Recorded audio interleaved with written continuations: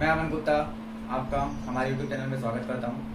हमारा मकसद ज़रूरतमंद बच्चों तक ये वीडियो पहुंचाना है जो किसी कारणवश हायर एजुकेशन नहीं ले पाते हैं। तो आज के इस वीडियो में हम NCERT क्लास 10th के फर्स्ट चैप्टर को स्टार्ट करेंगे जिसका नाम है वास्तविक संख्याएं।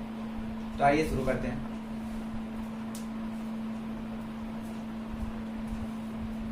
वास्तविक संख्याएं। तो सबसे पहले हमें संख्याओं के बारे में पता करना पड़ेगा कि संख्याएं क्या होती हैं। तो संख्याएं कई तरह की होती हैं। सबसे पहले आता है प्राकृतिक संख्याएं। प्राकृतिक संख्याएं जिसको इंग्लिश में हम नेचुरल नंबर बोलते हैं, नेचुरल नंबर, और इसको हम n से डिनोट करते हैं। तो प्राकृतिक संख्याएं क्या होती हैं? कुछ नहीं, सिंपल, जो 1 से स्टार्ट होती है। 1 2 3 4 एंड सो ऑन, और ये इन्फिनिटी तक बढ़ती रहती है। दोस्तों नंबर कभी कभी खत्म नहीं होता, ये हमेशा आगे तक बढ़ता रहेगा। तो सबसे हाईएस्ट, सबसे बड़ा प्राकृतिक संख्याएं कौन सा है ये हम नहीं कह सकते, बट सबसे छोटा प्राकृतिक संख्या क्या होता है? 1। ओके। इसके बाद प्राकृतिक संख्याएं के बाद आता है पूर्ण संख्याएं। पूर्ण संख्याएं जिसको हम इंग्लिश में होल नंबर कहते हैं, होल नंबर, और इसको हम W से डिनोट करते हैं। तो होल नंबर और कुछ नहीं है बल्कि प्राकृतिक संख्या में बस हम जीरो को ऐड कर देते हैं। तो अगर हमने इसमें जीरो बस ऐड कर दिया तो ये पूर्ण संख्या बन जाता है। ये 0 1 2 3 4 एंड सो ऑन, यानी ये भी आगे बढ़ता जाएगा। और सबसे बड़ा पूर्ण संख्या हमें नहीं मालूम, बट सबसे छोटा पूर्ण संख्या है 0। ओके। इसके बाद आएगा पूर्णांक। पूर्णांक को हम इंग्लिश में बोलते हैं इंटीजर। इंटीजर, और इसको डिनोट किया जाता है Z से। ओके। तो इंटीजर्स क्या होते हैं? जैसे ये हो गया हमारे पूर्ण संख्याएं 1 2 3 4 एंड सो ऑन। अब यहाँ पे सबसे छोटी पूर्ण संख्या है 0, बट 0 से छोटी भी और भी कई सारी संख्याएं होती हैं जो पूर्णांक में आते हैं, यानी कि इंटीजर में, और वो माइनस के साइन के साथ आते हैं। और जिस तरह से इस साइड नंबर बढ़ते जाते हैं उसी तरह माइनस में भी इधर नंबर्स बढ़ते जाते हैं। यानी कि पूर्णांक में अगर हम देखें तो ना ही कोई सबसे बड़ा पूर्णांक होगा और ना ही कोई सबसे छोटा पूर्णांक होगा। ओके। 0 एक ऐसा पूर्णांक है जिसका कोई भी साइन नहीं होता। 0 के अगर हम राइट साइड में जाते हैं तो पॉजिटिव होता है और नंबर्स बढ़ते जाते हैं, यानी नंबर्स की वैल्यू क्या होगी? इंक्रीज होगी। और 0 के लेफ्ट साइड में अगर हम आएंगे तो ये सारे नंबर्स माइनस के होते हैं और ये सारे नंबर्स छोटे होते जाते हैं, यानी डिक्रीज होते जाते हैं। इसके बाद पूर्णांक के बाद जो संख्या आती है उसे हम कहते हैं परिमेय संख्याएं। परिमेय संख्याएं। परिमेय संख्याएं को इंग्लिश में बोलते हैं रैशनल नंबर। रैशनल नंबर, और इसको डिनोट हम करते हैं Q से। ओके। तो परिमेय संख्याएं कुछ खास तरह के नंबर्स होते हैं जिसको हम P/Q के रूप में लिख सकें। यानी कि परिमेय संख्या की एक प्रॉपर्टी होती है जिस प्रॉपर्टी का अकॉर्डिंग किसी भी संख्या को अगर हम P/Q के रूप में लिख सके और जहां Q 0 नहीं होना चाहिए और P और Q ये दोनों पूर्णांक से आने चाहिए। यानी कोई भी नंबर या कोई भी संख्या जो P/Q के फॉर्म में लिखा हुआ हो, जहां पे Q 0 नहीं होना चाहिए और PQ पूर्णांक होने चाहिए, तो वह संख्या परिमेय संख्याएं कहलाती है। ओके। जैसे फॉर एग्जांपल जितने भी प्राकृतिक संख्याएं, पूर्ण संख्याएं या पूर्णांक, ये सारे परिमेय संख्याएं होते हैं। क्यों? क्योंकि इनको हम P/Q के रूप में लिख सकते हैं, क्योंकि हम किसी भी नंबर्स के नीचे 1 लगा सकते हैं। जैसे कोई नंबर है 4, तो ये एक पूर्णांक है। अब इसके हम नीचे अगर 1 लग दें तो ये P/Q के फॉर्म में आ गया, जहाँ पे P 4 है और Q 1 है, जहाँ ये दोनों ही पूर्णांक से आ रहे हैं। और Q यानी कि Q यहाँ पर क्या है हमारा 1, तो ये 0 नहीं है, इसका मतलब ये इस तीनों कंडीशन को सेटिस्फाई कर रहा है। तो जो 4 है वो एक परिमेय संख्या हो जाएगा। इसी तरह से 3, 3/2, 9/8, -1/2, -5/-3, ये सारे परिमेय संख्याएं हैं। ऐसे ही बहुत सारे परिमेय संख्याएं होते हैं, आप कुछ भी एग्जांपल्स ले सकते हैं। बस ध्यान रखना है कि जो भी संख्या होगा वो इन तीनों कंडीशंस को सेटिस्फाई करे, यानी कि वो सबसे पहला कंडीशन वो P/Q के फॉर्म में होना चाहिए, वहाँ पे Q 0 नहीं होना चाहिए और P और Q दोनों ही पूर्णांक होने चाहिए। फॉर एग्जाम्पल अगर मैंने यहाँ लिख दिया 3/0, तो ये P/Q के फॉर्म में है, बट Q यहाँ पे 0 हो गया, तो ये एक परिमेय संख्या नहीं होगा। ऐसा समझ में।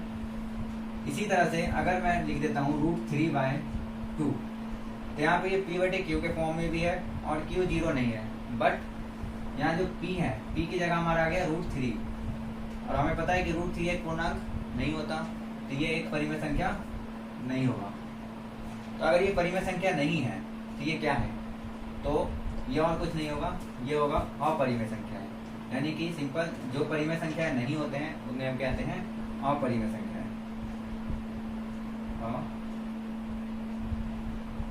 अपरिमेय संख्याएं, इसको इंग्लिश में बोलते हैं इरेशनल नंबर,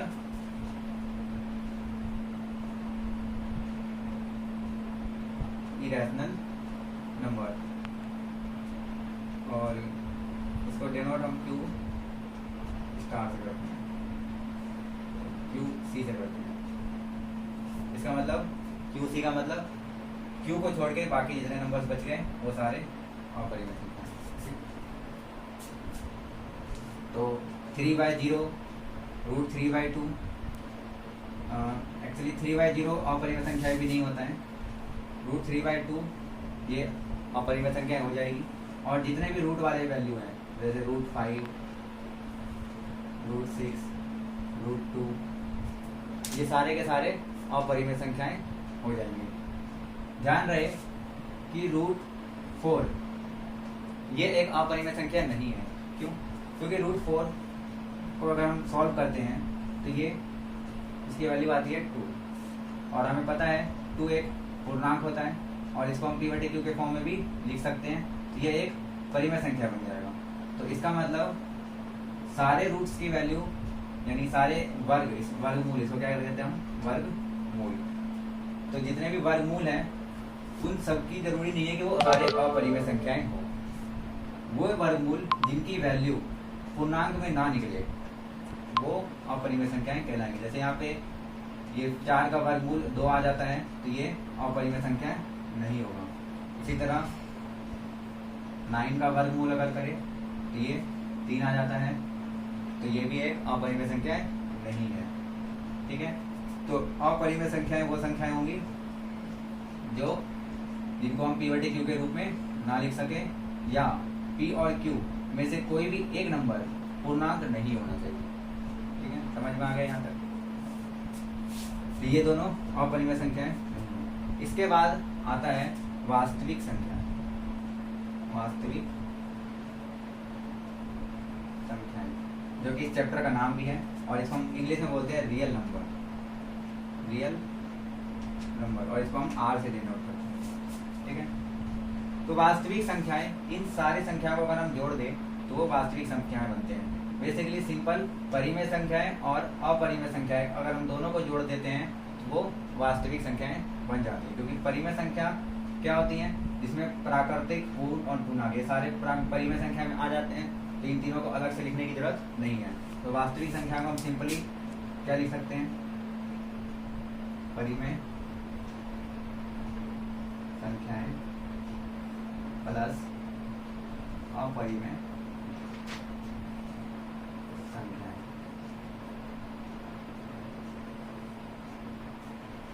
ठीक है, यानी वास्तविक संख्या जो संख्या परिमेय भी हो और अपरिमेय भी हो वो सारी की सारी वास्तविक संख्याएं कहलाती हैं। ओके, तो हमने देखा वास्तविक संख्याएं क्या होती हैं। अब आगे बढ़ते हैं। आगे बढ़ने से पहले कुछ चीजें एक्स्ट्रा मैं बता देता हूँ।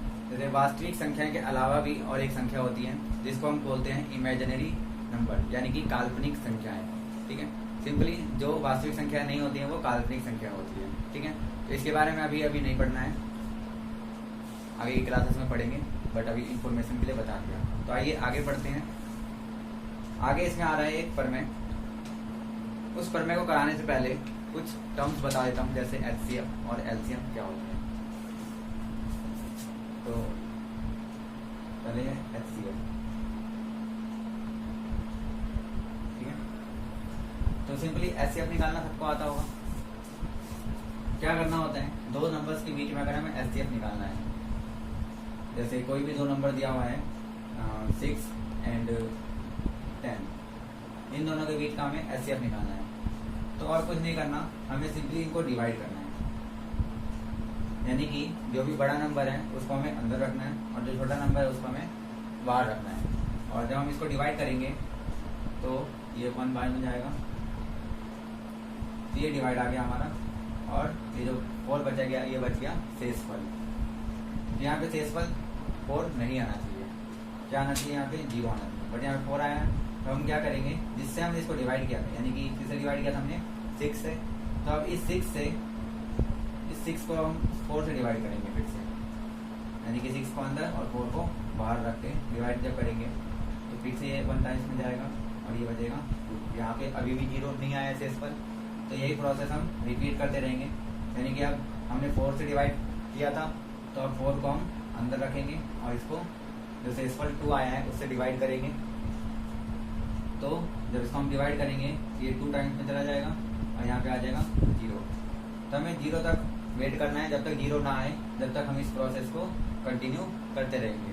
अब जैसे ही 0 आ जाए, तो जिस टाइम 0 आया है उस टाइम हमने जिस भी संख्या से डिवाइड किया है वही हमारा एचसीएफ हो जाएगा। जैसे यहाँ पे 0 आया तो हमने 2 से डिवाइड किया था, यानी 2 से इसको भाग किया था हमने, तो 6 और 10 का जो एचसीएफ है वो है हमारा 2। ओके, समझ में? सिंपल एचसीएफ कुछ नहीं होता है, ये ऐसी संख्या होती है जो इन दोनों को डिवाइड कर दे, यानी कि इन दोनों को भाग कर दे। वो छोटी से छोटी संख्या जो इसको भाग कर दे, ठीक है, बड़ी संख्या, छोटी नहीं। हाँ, एचसीएफ यानी हाईएस्ट कॉमन फैक्टर। एचसीएफ समझ में आया? अब आते हैं एलसीएम सीखते हैं। एलसीएम, दो नंबर का अगर हमें एलसीएम निकालना हो तो जैसे यही दो नंबर लेते हैं 6 और 10। 6 और 10 का हमें एलसीएम निकालना है, तो इनको ऐसे नंबर्स में हम लिख लेते हैं और फिर इनको हम चेक करते हैं कि ये सबसे छोटी से छोटी किस संख्या से भाग हो रही है। तो ये दिख रहा है 6, ये 2 से भाग हो जाती है, और 10 ये भी 2 से भाग हो जाती है, तो हम इसको 2 से भाग करेंगे। तो 2 से ये 3 बार में भाग होती है और ये 5 बार में भाग होती है। अब हमें देखना है कि ये दोनों 2 से भाग नहीं हो रही है, तो 2 के बाद 3 आता है, तो ये 3 से भाग हो रहा है, तो हम 3 से इसको भाग कर देंगे। अगर ये 3 से भाग नहीं हो रहा है तो इसको हम सेम ऐसे ही डाल लेंगे। ओके, इसके बाद ये 5 है और ये 3 से डिवाइड नहीं हो रही, फिर 4 से भी डिवाइड नहीं हो रही, अभी डायरेक्ट किससे डिवाइड होगी, 5 से। ये 5 से एक बार में चली जाएगी। इस तरह से हमें यहाँ पे 1 1 जितने भी नंबर्स होते हैं, जरूरी नहीं कि ये 2 नंबर चाहिए, ये 3 हो सकते हैं, 4 हो सकते हैं, 5 हो सकते हैं, कितने भी नंबर्स हो, बट हमें क्या करना है, लास्ट में सब में 1 1 लेकर आना है। इसके बाद कुछ नहीं करना, जितने भी यहाँ पे नंबर्स आए हैं इन सबको गुना कर लेना है, यानी कि जो एलसीएम होगा वो इन सब का गुणनफल हो जाएगा, यानी कि 2 गुना 3 गुना 5। जब हम इन तीनों को गुना करेंगे तो ये आ जाएगा 30, यानी कि 6 और 10 का जो एलसीएम है वो क्या आ गया हमारा, 30 आ गया। और ये एक ऐसा नंबर होता है जो इन दोनों नंबर से भाग हो जाए, ठीक है, वो एक छोटा से छोटा नंबर जो इससे और इससे, यानी जितने भी नंबर्स यहाँ लिखे हुए हैं उन सब से भाग हो जाए, ठीक है। एचसीएफ और एलसीएम दोनों एक दूसरे में अपोजिट होते हैं आपस में। जैसे एचसीएफ होता है वो बड़ा से बड़ा नंबर जो इन दोनों को भाग कर दे, और एलसीएम वो छोटा से छोटा नंबर जो इन दोनों से भाग हो जाए, ठीक है। तो एचसीएफ और एलसीएम दोनों समझ में आया। अब इन दोनों में एक रिलेशन होता है, बहुत सिंपल सा रिलेशन है। जैसे कि कोई भी 2 नंबर है, अगर हम उन दोनों को गुना करें, यानी कि 2 संख्याओं का गुणनफल,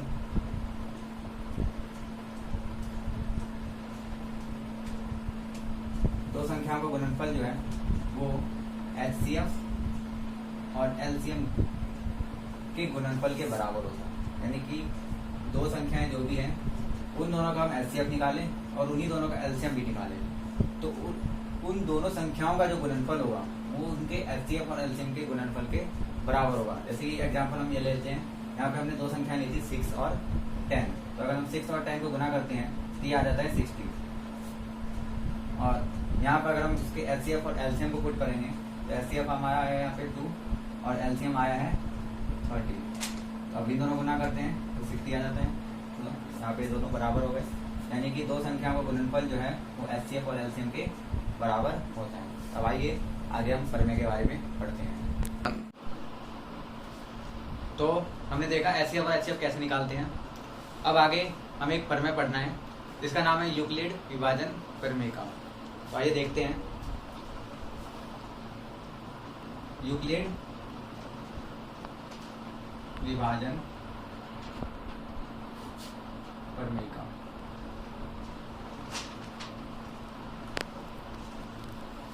तो ये एक सिंपल सा प्रमेय है, कुछ इसमें खास नहीं है। सिंपल जो आप भाग करते हो उसी को एक प्रमेय के रूप में यहाँ पे लिखा गया है और इसका एक फॉर्म होता है A = BQ + R। ये बहुत सिंपल फॉर्म है। अभी एक एग्जाम्पल के रूप में इसको समझाऊंगा तो बड़ी आसानी से आपको समझ में आ जाएगा।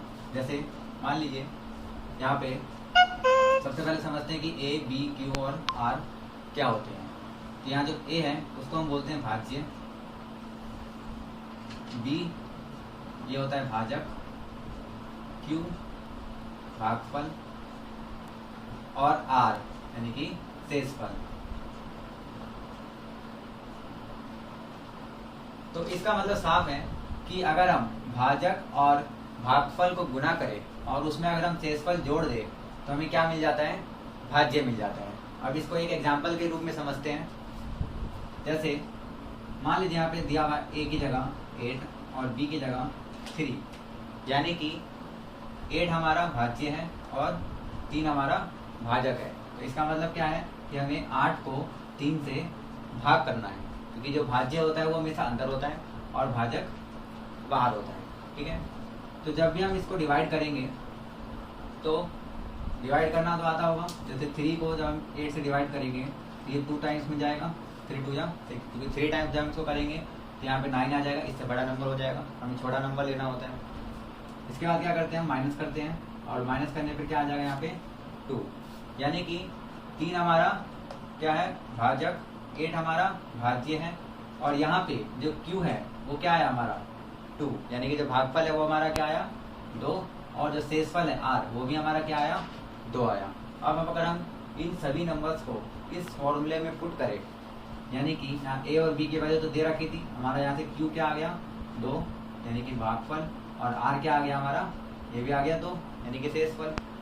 अब इन चारों वैल्यूज को अगर यहाँ पुट करें यानी कि A = BQ + RB, तो A की जगह क्या रखेंगे 8, B की जगह रखेंगे 3, Q की जगह रखेंगे 2 और R की जगह भी 2। और इसको जब सॉल्व करेंगे तो 3 और 2 को गुना करने पे 6 आ जाएगा और प्लस में 2 यानी कि ये क्या हो जाएगा 8 हो जाएगा। ठीक है, ये 8 = 6 + 2 यानी कि 8 हो जाएगा। तो यूक्लिड विभाजन प्रमेय का यही होता है, जो हम सिंपल भाग करते हैं उसी को एक थ्योरेटिकल फॉर्म में यहाँ पे लिख दिया गया है। तो हमने इसे एग्जाम्पल के रूप में समझ लिया। तो बच्चों आज की वीडियो में सिर्फ इतना ही। आगे की वीडियो में हम प्रश्नावली 1.1 के कुछ क्वेश्चंस करेंगे। तो अगर आपको ये वीडियो पसंद आई हो तो आप इसको लाइक जरूर करें और इसको आगे शेयर जरूर करें ताकि ये ज़्यादा से ज़्यादा बच्चों तक पहुंच सके, क्योंकि हमारा मकसद इसे उन ज़रूरतमंद बच्चों तक पहुंचाने की है जो हायर क्लासेस किसी कारणवश नहीं ले पाते हैं। और हमारे चैनल को सब्सक्राइब जरूर करें और बेल आइकन को जरूर दबाएं, जिससे आपको आने वाली वीडियो की नोटिफिकेशंस मिल सके। Thank you.